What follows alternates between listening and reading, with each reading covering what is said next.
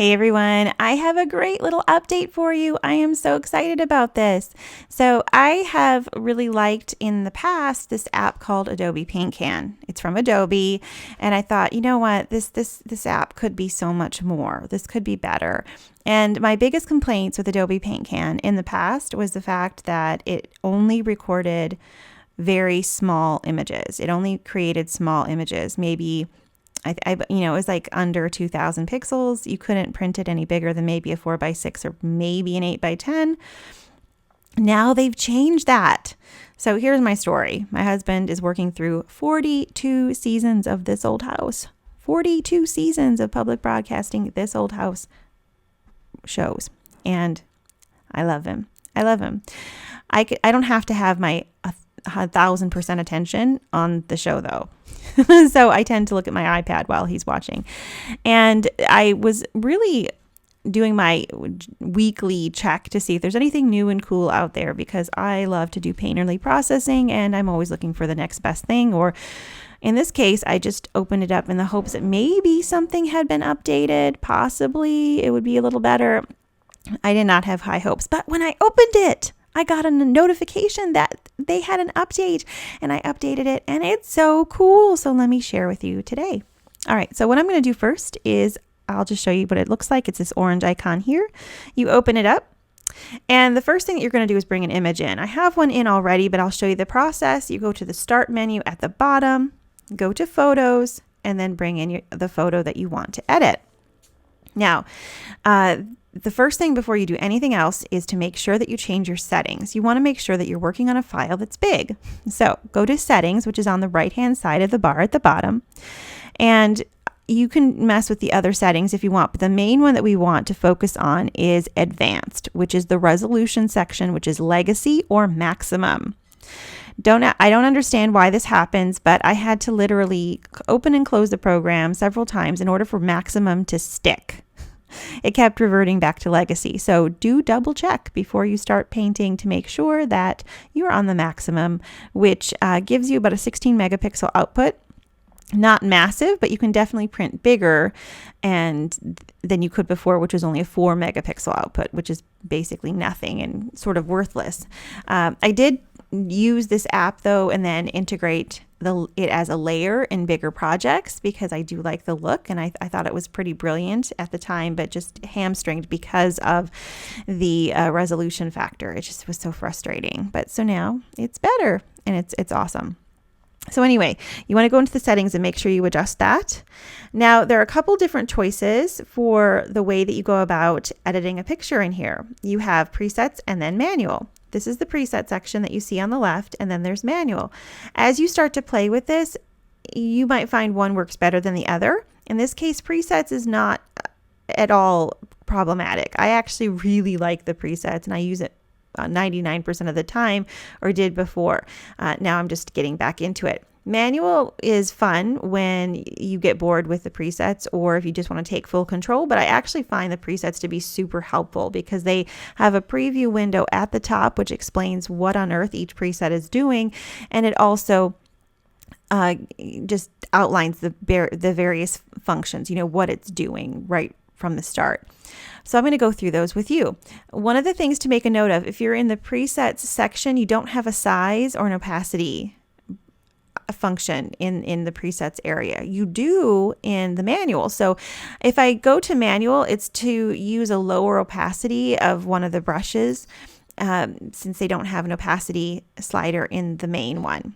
So let's just dig in. In order to make the brushes bigger or smaller, you're going to pinch and zoom. So if I want a small brush, I zoom in, and then I can paint on like this. And if I want a big brush, I can zoom out, or pinch in, I guess, is what you're physically doing to make the canvas smaller. And then you can paint to make it cover more of the area. So effectively using a bigger brush.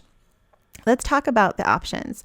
The first one is light. This is a light and airy approach. It has a soft look to it. It has kind of little triangles, or not triangles, rectangles with the brush strokes. Although the more you scrub and the harder you scrub, the more it fills in, and it's really pretty and soft.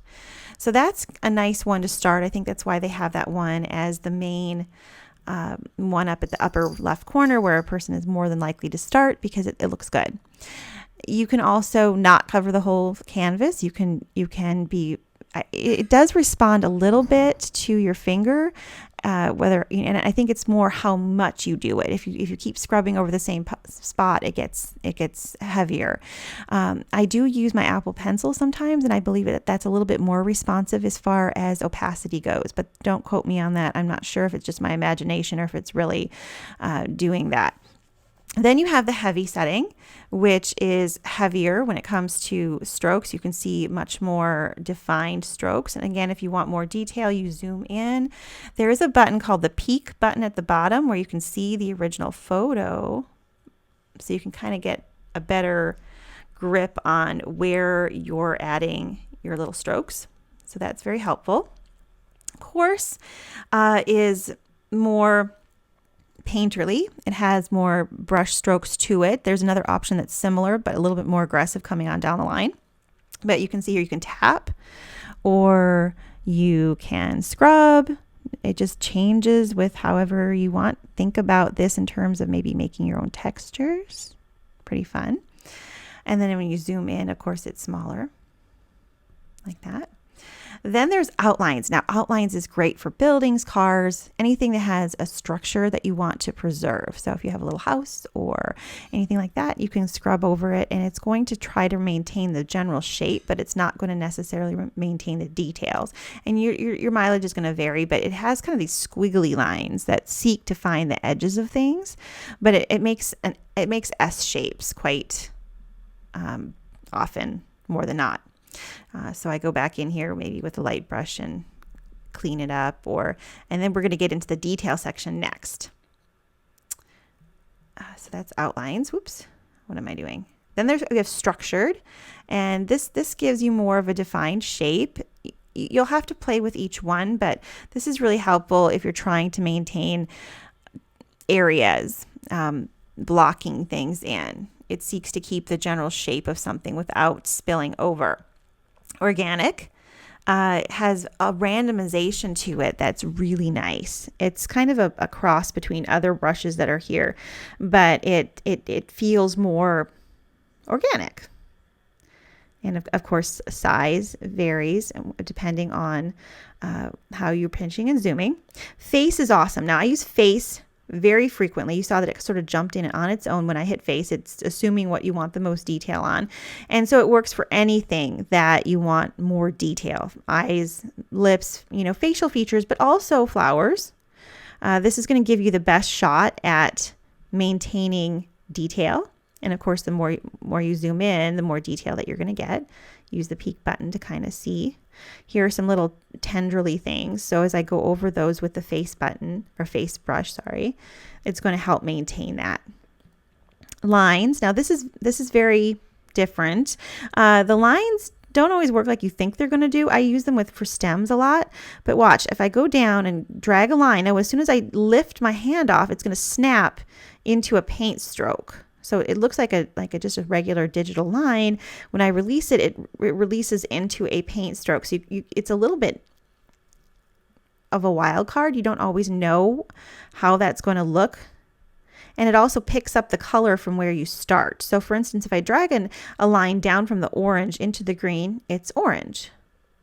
But if I drag a line from the green up, it's green.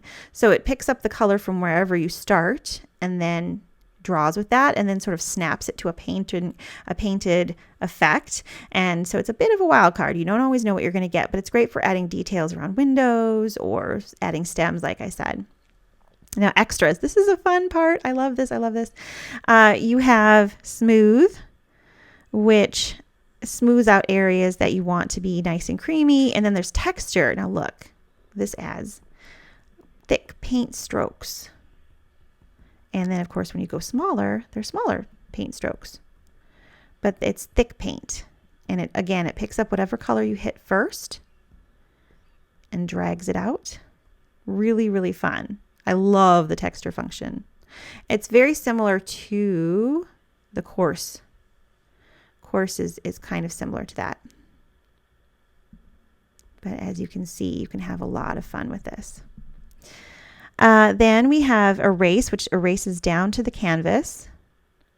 And then rip edges, which erases down to the canvas for edges. Undo, undo, undo, undo. If you want to have more undos, you can go into settings and scroll down to have undo steps. The maximum is 16, so be careful. When I'm doing demos and whatnot, I like to undo a lot. So I just made sure that that was at the most that I could do. But then you can get in here and just play. And if it's too chunky, I can go in here to smooth and just smooth it out a little bit. Knock it back. It's just, oh my goodness, this is the most fun to play with when you are stuck watching This Old House. No, I love it. But it's just, you can just continue to play. So they've really updated this app, made it very fun. And I hope that you give it a go because it's a new favorite as of today. All right. Thanks. Bye-bye.